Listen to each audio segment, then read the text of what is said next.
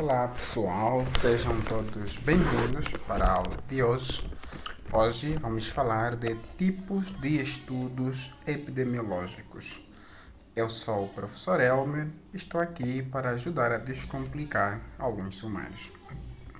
Então, vamos dar sequência ao nosso assunto. Os tipos de estudo epidemiológicos encontram-se em dois grandes grupos: os estudos observacionais e estudos experimentais. Como se procede em cada? Os estudos observacionais permitem que determinar ou simplesmente observam a trajetória da doença.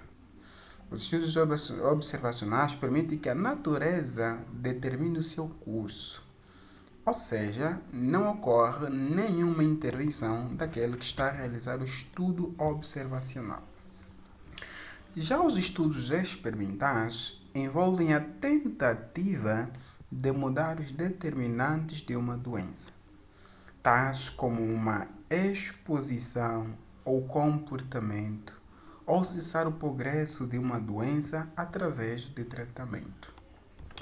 Então, qual é a diferença entre os estudos observacionais e os estudos experimentais?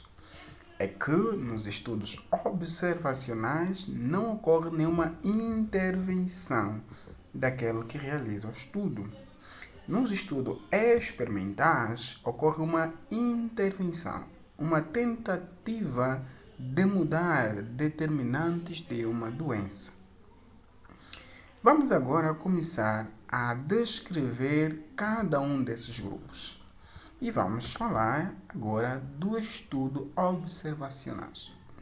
Os estudos observacionais estão subdivididos em estudos descritivos, estudos analíticos, estudos ecológicos, estudos transversal, estudos de cortes e controle e estudos de casos e controle e por último, estudos de corte. Vamos então começar agora a ver cada um destes estudos observacionais. Vamos falar primeiro do estudo observacional descritivo. O estudo observacional descritivo limita-se a descrever a ocorrência de uma doença em uma população, sendo frequentemente o primeiro passo de uma investigação epidemiológica. Usualmente, eles são baseados em estatísticas de mortalidade e podem analisar a ocorrência de óbitos de acordo com a idade, sexo ou grupo étnico durante um período específico de tempo ou em vários países. Dito de um modo simples, nos estudos observacionais descritivos, este estudo limita-se a descrever a ocorrência de uma doença.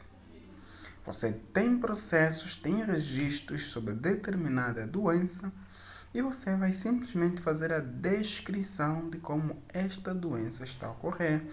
Existem variáveis como a idade, o sexo, o grupo étnico, enfim, todas essas variedades simplesmente são estudadas dentro do estudo descritivo. Depois encontramos o estudo analíticos. Um estudo analítico aborda com mais profundidade as relações entre o estado de saúde e outras variáveis. Já os estudos ecológicos ou estudos de correlação, estes estudos são úteis para gerar hipóteses. Em um estudo ecológico, as unidades de análise são agrupadas de pessoas ao invés de indivíduos. Os estudos ecológicos também podem ser feitos comparando-se populações em diferentes lugares ao mesmo tempo ou em uma série temporal, comparando-se a mesma população em diferentes momentos. Em geral, os estudos ecológicos baseiam-se em dados coletados com outros propósitos, dados de rotinas ou secundário. Vou exemplificar. Temos um registro sobre determinada doença, por exemplo, malária. Então, nós no estudo ecológico vamos estudar o quê? Nós já temos os dados de malária.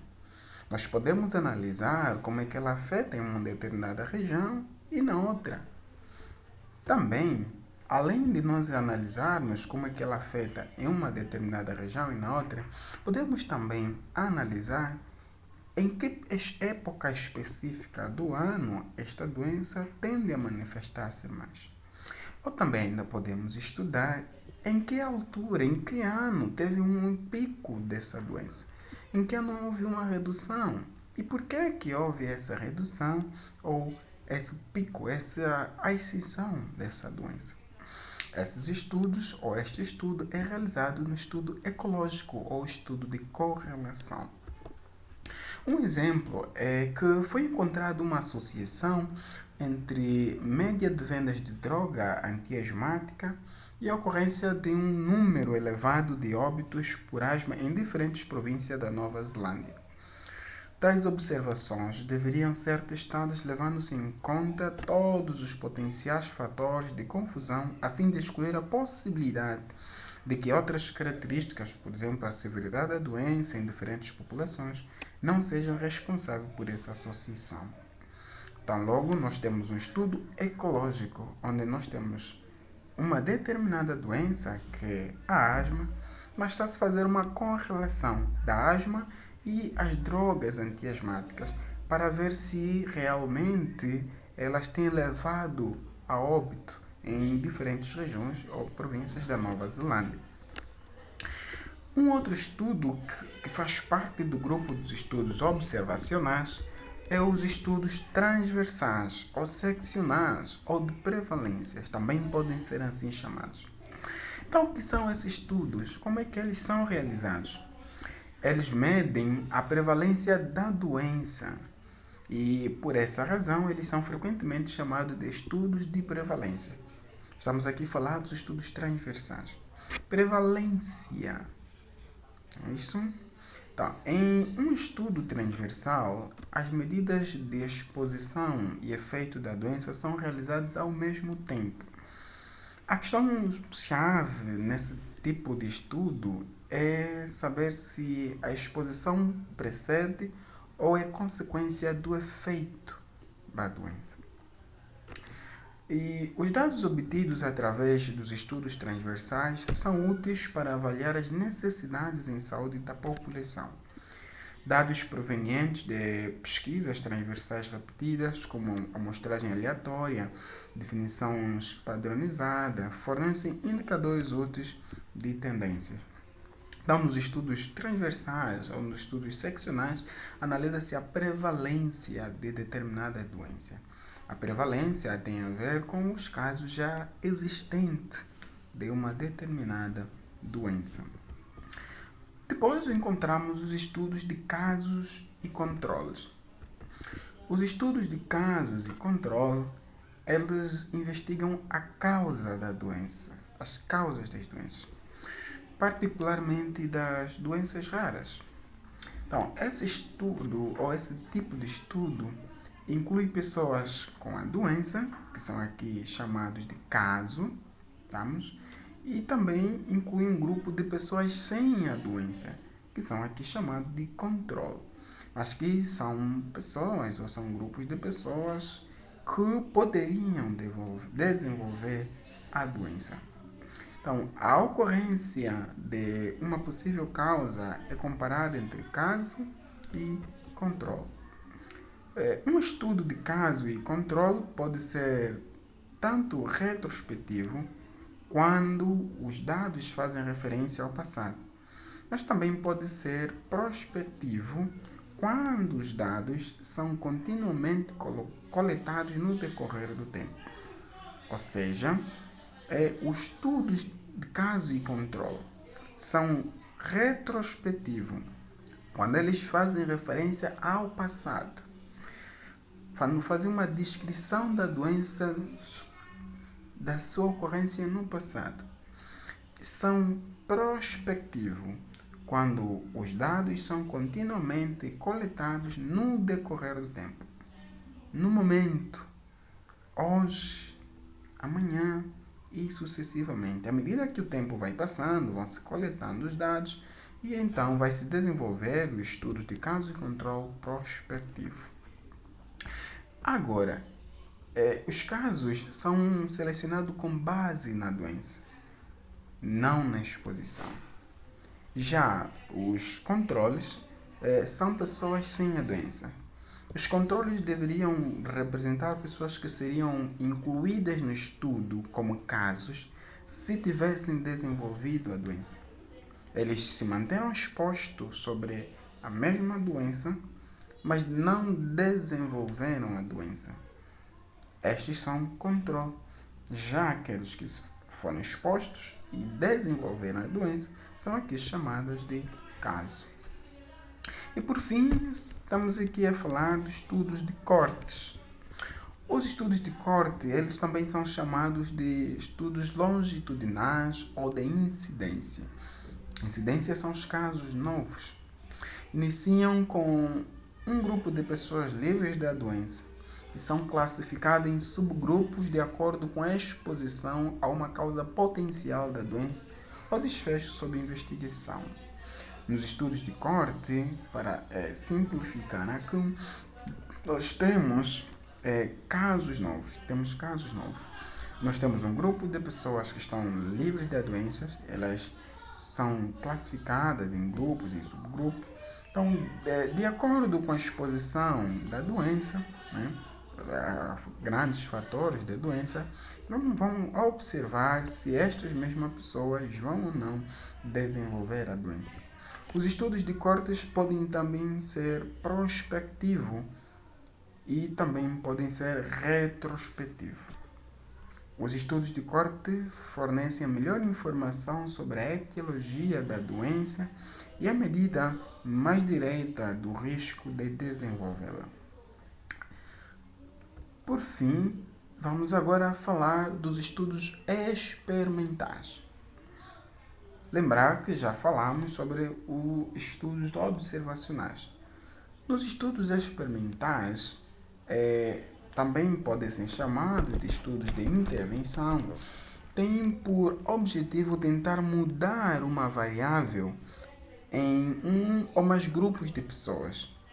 Isso pode significar a eliminação de um fator alimentar relacionado à causa alérgica ou o teste de um novo tratamento para um grupo selecionado de pacientes. Mas então, como é que estão divididos os estudos experimentais? Os estudos experimentais estão divididos em ensaio clínico randomizado controlado, ensaio clínico randomizado controlado com grupos, ensaios de campo e ensaios comunitários. Vamos começar com o primeiro, ensaios clínicos randomizados controlados.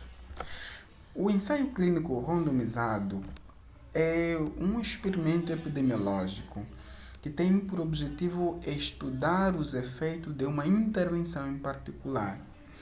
Os indivíduos selecionados são aleatoriamente alocados para os grupos intervenção e controle e os resultados são avaliados comparando-se os desfechos entre esses grupos, onde nós encontramos um determinado grupo que tem a doença, que inalou ou tomou uma determinada droga, e tem um grupo que tomou um placebo. Então vai se fazer um acompanhamento desses dois grupos. Depois nós temos os ensaios de campo. Os ensaios de campo, em contraste com os ensaios clínicos, elas envolvem pessoas que estão livres da doença, mas sob risco de desenvolvê-las. Os dados são coletados no campo, usualmente entre pessoas da população geral não institucionalizada. Os ensaios de campos podem ser utilizados para avaliar intervenções que objetivam reduzir a exposição sem necessariamente medir a ocorrência dos efeitos sobre a saúde. Ensaios comunitários. Os grupos de tratamento são comunidades ao invés de indivíduos. Esse delineamento é particularmente apropriado para doenças que tenham suas origens nas condições sociais e que possam ser facilmente influenciadas por intervenções dirigidas ao comportamento do grupo ou do indivíduo. Então, até aqui a gente falou sobre os estudos experimentais. Lembrando que nos estudos experimentais nós temos uma intervenção, onde deseja-se fazer uma mudança de algum fator. Lembro-me que provavelmente ficamos sem explicar aqui os estudos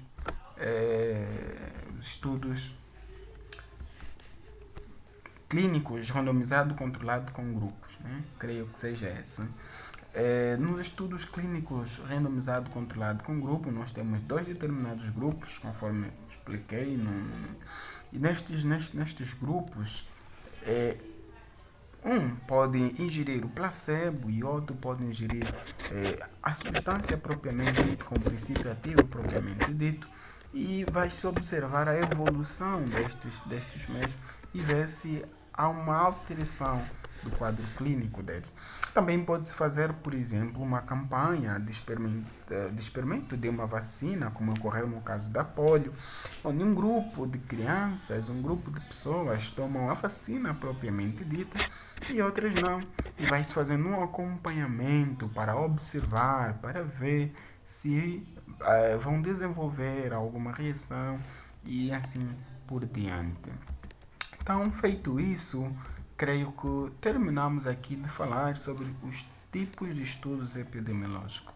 Quero elogiá-los por chegarem até ao final e desejar pedir que, por favor, se gostou do vídeo, dê um clique, um like e se subscreve no canal porque temos ainda mais vídeos para postar. Obrigado.